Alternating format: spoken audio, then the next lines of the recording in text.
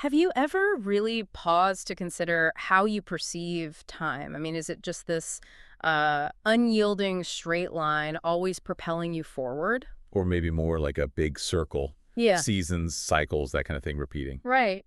Or maybe it's something else entirely, something personal you haven't quite, put words to. It's a deeper question than it sounds, isn't it? It really is, because Mhm. how we envision time, that fundamental framework, it actually shapes, well, everything we do, every decision, every ambition we chase. Hmm. So today on the deep dive, we're embarking on a journey. It's deeper than just history. Much deeper. We're exploring how entire civilizations spanning millennia across different continents, how they actively understood time, how they shaped it, even tried to preserve it. And our guide for this is the source material, Bridges Across Time, Civilizations, Philosophies of Time. It lays out this incredible mosaic of worldviews. Yeah, it really does. So our mission today, we want to pull out the most powerful insights, those aha moments from these ancient perspectives. Get a real sense of the sheer spectrum of human time philosophies. Exactly. And then maybe use that wisdom to reflect a bit on our own modern American approach to time, which feels different. Definitely different. Okay, let's unpack this then. We're going to travel through the ages, see how different societies literally built their understanding of time into their world, into their existence. It's a crucial starting point, isn't it? These civilizations weren't just along for the ride in time. They saw themselves as architects of it, in a way. Architects of time. I like that. Yeah. They treated time as something sort of malleable, something you could shape or preserve or, in some cases, even ritually repeat. So when we look at, say, the pyramids or ancient texts or rituals. Exactly. We're seeing these deliberate, sometimes monumental efforts to, like, speak across time, to cast influence, meaning far beyond their own moment, reaching out to generations they'd never meet. That's a vital distinction. It changes how you look at history, doesn't it? It's not just about, who won which war or who invented what. Right. Looking at these different approaches side by side, like the source does, it reveals something really fundamental about human culture itself. Beyond just politics or tech. Yeah, it shows how our collective grasp of time underpins almost everything, from tiny daily routines right up to the grandest civilizational projects. It's foundational. A foundational layer of identity, you mean? Precisely. The way a society thinks about time, collectively, it doesn't just dictate priorities or values. It even shapes collective anxieties, hopes. It's the lens they view existence through. And those lenses were incredibly different. Wildly different in some cases. Okay, so if we're looking for these diverse views, where does our source suggest we start? What about ancient Egypt? Their relationship with time seems pretty striking. Well, Bridges Across Time really points to Egypt as a powerful starting point because of its intense focus Yeah. on the past and on the eternal. The eternal. Yeah, and what struck me was how this past orientation wasn't just about looking back fondly. It was deeply functional. They weren't just nostalgic. They were actively trying to secure their future by preserving things meticulously. Does that seem counterintuitive to you? Given how we often think progress means only looking forward. It absolutely does. It sort of flips our modern thinking on its head. When I think Egypt, yeah, I think pyramids, massive temples, the source calls them time machines in stone. Great phrase. It really is. These weren't just impressive buildings. They were built, designed to preserve the memory of pharaohs, right? To encode religious instructions for the afterlife, to align human life with this cosmic order they saw as unchanging, everlasting. Hmm. The past wasn't gone for them. No, it was the bedrock of eternity. Mhm. And the future, for them, that was mostly about continuity in the afterlife, a continuity you secured by what you preserved from the past. Exactly. It's like the insight is that real eternity isn't about living forever in our sense, but about building memory so profoundly that the past actively constructs and secures the future. Yeah. This wasn't passive reverence. It was spiritual, yes, but also incredibly practical from their perspective. Mhm. By focusing on what was preserved, what was eternal, they genuinely believed they were ensuring their future, specifically that afterlife future, So all their present actions, the rituals, the building. all in service of this eternal continuity. It's a profound example of a civilization dedicating immense energy to making time stand still, or at least ensuring parts of it endure forever. Okay, that focus on the eternal past is fascinating. But what about societies that were maybe more focused on the present or building a more practical future? Let's shift maybe eastward from Egypt to Mesopotamia. How did they handle time, especially given their, well, seemingly constant changes and struggles. That's a great transition because Mesopotamia offers a really interesting contrast. They had their myths, of course, like Gilgamesh, creation stories. Yeah. These explained their origins, gave them a kind of past legitimacy. Mm. But the day-to-day emphasis, it seems much more focused on law, astronomy, kingship. Things meant to sustain order now and provide stability for the near future. Not so much about eternity. I immediately think of the Code of Hammurabi, carved in stone, right out there for everyone. Or the ziggurats. They symbolize divine authority, sure, but also very practical governance. Exactly. Our source notes that for Mesopotamia, time felt more linear and functional. The past gave legitimacy to rulers, to systems, yeah.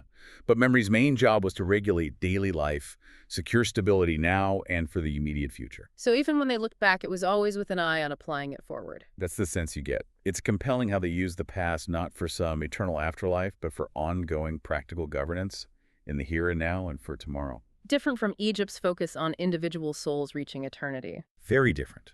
Mesopotamia used its time sense to build and maintain a robust societal structure. The past informed the present, yes, but the present was actively building toward a stable, if maybe sometimes precarious, future. It's subtle, but a really significant shift. From cosmic eternity to terrestrial stability. Well put. Their core insight seems to be the past is a blueprint for present order, not necessarily a destination in itself. Okay, so Mesopotamia, present order, near future stability. What about civilizations that really leaned into the idea of progress, of an ever-expanding future? Let's look at, say, the Greeks and Romans. How did their philosophy of time show up? Oh, for them, it was profoundly future-oriented. I mean, they had myths, they honored ancestors, sure, but their philosophy, their early science, their civic innovations, they seem almost explicitly designed to guide generations ahead. They were building for a legacy. Rome especially, right? They seem like masters of this. Absolutely. They put victories on arches, laws in stone, but it feels like their infrastructure, those roads connecting everything, the aqueducts, the legal systems that lasted, that's what really carried their vision forward. Mm-hmm. Bridges Across Time emphasizes this. A civilization deeply invested in progress, expansion, and crucially, leaving a lasting legacy for those who'd follow. So the insight there is that legacy isn't just being remembered, it's about actively shaping the distant future. Exactly. Their efforts were intrinsically tied to influencing and shaping a future they wouldn't see. Thinkers grappling with ideal governance, engineers building for permanence, legal minds crafting systems meant to outlive any one emperor. It wasn't just about remembering glories. No, it was about directing what was to come, creating a future that reflected their values, their achievements. You could definitely see echoes of that in many modern Western societies. A powerful parallel. Okay, let's pivot again. What about ancient China? The source says they achieved a kind of fascinating equilibrium. How did they manage to balance past and future in a way maybe others didn't? China presents a really compelling model. On the one hand, ancestor worship, meticulous dynastic histories, absolutely vital.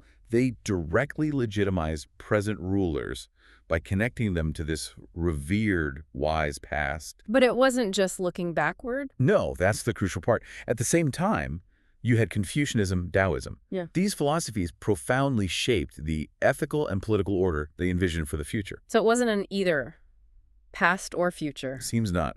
The source makes this really interesting observation that for China, time was neither a straight arrow nor a closed circle, but a careful balance. The past provides roots, wisdom, tradition. Right. And philosophy guides renewal, ensures continuity into the future. It suggests a very dynamic relationship. It really does. And if you connect that to the bigger picture, China offers this model of dynamic equilibrium, a continuous interplay between honoring tradition and guiding future development. So it's not just preserving the past or just building for the future. It's understanding they're intertwined, both necessary for a stable society that evolves without losing its core identity. The past informs the present, and the present, guided by philosophy, works towards a harmonious future. Their insight being, true strength comes from integrating tradition with forward-thinking guidance. I think that captures it well, continuously. Okay, for our last historical stop, let's venture into Mesoamerica. The Maya, the Aztecs. Their understanding of time sounds radically different. Cyclical rather than linear, the source says. What did that actually mean for them? It meant time wasn't just a flow, it was a series of repeating patterns. Think of their incredibly complex calendars, their rituals, their myths. They all describe these repeating world ages, each era ending, often in destruction, then renewal. Wow. And they're monuments like Chichen Itza. Not just buildings.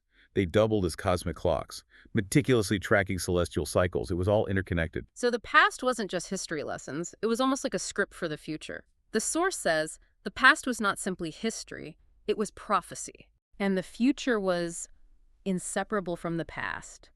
And humans had this profound role to actively renew the cycles through ritual. That sounds like, well, an immense responsibility, but also maybe immense meaning. That's precisely the tension and the power of Yes. that worldview. It really raises the question, what kind of responsibility does a cyclical view put on humans? You have to actively participate in time's renewal. It makes human action cosmically significant. Immensely so. If the world is constantly being created and destroyed in these cycles, then humanity's rituals become essential for ensuring life continues, for, turning the wheel of time. It's a weighty burden, yes, but also a powerful form of engagement. The insight being, human actions aren't just historical events, they're integral to the cosmos itself. Something like that, integral to keeping the cosmic cycles going. Okay, so after this incredible journey through these ancient perceptions, what does it all mean for us? Let's bring it to the present. Because modern Americans, as our source clearly points out, we are heavily oriented toward the future. We are indeed. Our culture probably aligns most closely with Greece and Rome in that future orientation, but maybe with an even sharper tilt toward novelty and speed. Yeah. Our whole national narrative is essentially one of ceaseless progress, right? Innovation, expansion, that deep belief that tomorrow should be better than today. You see it everywhere. Technology, science, startup culture, the constant drive for economic growth, it all fuels this restless optimism. Right. But I also feel there's an anxiety with it, a feeling that if we're not constantly moving forward, we're falling behind. The present feels fast, really fast, and maybe tellingly the past often feels contested or just quickly forgotten in the rush forward. We definitely celebrate the new, the disruptive. Often without maybe fully understanding its foundations or consequences. You've hit on a critical point. There's a unique intensity to our future focus, this constant drive for what's next, what's new, what's improved.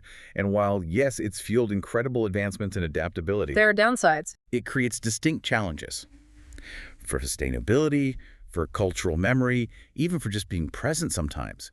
We're often building for a future we haven't quite defined, maybe at the expense of what we're leaving behind, or even what we have now. Which leads perfectly to the idea that every one of these worldviews, these time philosophies, has strengths and weaknesses. It's never just one thing. Absolutely not. Trade-offs are inherent. Take Egypt's eternalism, strength, preserved memory, incredible continuity, tradition that still fascinates us. But the weakness, as we touched on, wouldn't that intense focus on the past, risk, stagnation, make adapting to new things really hard? It's a fair assessment. The source suggests that while it provided deep stability and meaning, that resistance to change could indeed be a major weakness when faced with external pressures or, internal evolution. Hard to introduce really new ideas in a system like that. Okay. Or look at Mesoamerica's cycles. Strength. Immense cosmic significance for daily life, connecting humans to grand rhythms. But, playing devil's advocate, wouldn't that sense of repeating ages, maybe impending destruction, potentially lead to a kind of fatalism? Or make truly new innovations seem less important? That's an insightful question. The source suggests it's a double-edged sword. Profound meaning, social cohesion, yes. But ensuring the cycles through ritual was a heavy load.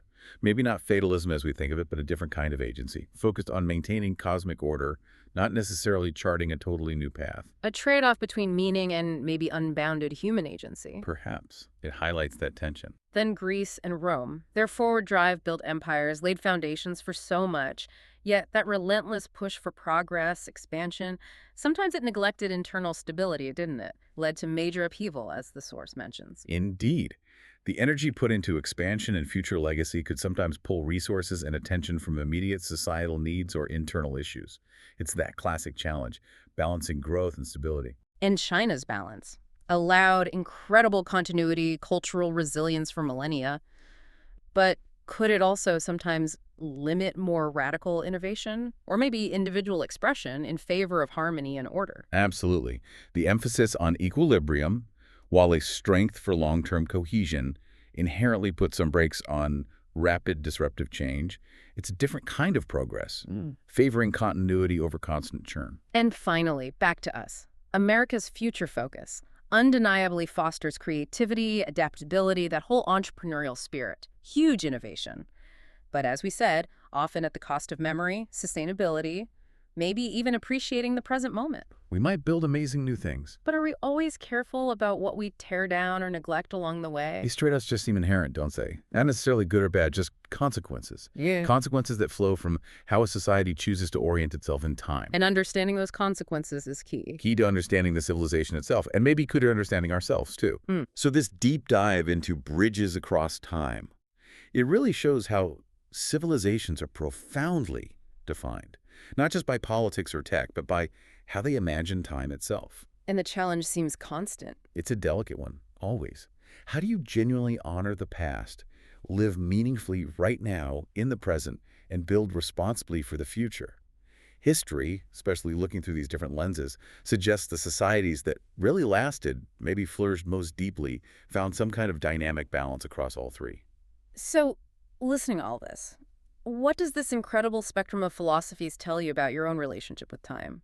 Do you find yourself leaning heavily one way, relying on the past, rushing to the future? Or are you trying to find some kind of balance in your own life? It's a personal reflection, but also a societal one. For America today, maybe the question isn't whether a future-driven culture is inherently bad, but rather, can it integrate some wisdom from these other views? Like Egypt's memory. Egypt's deep sense of foundational memory, yeah. Or China's dynamic balance. Maybe even Mesoamerica's respect for cycles, for renewal. To live more fully through time. Exactly. Not just toward the future, but through time in its fullest, richest, maybe more sustainable dimensions. It's a powerful thought to leave you with. How might we enrich our own lives, our own perspectives on time, by looking back at these ancient ways of thinking and letting them maybe inform our present and our future?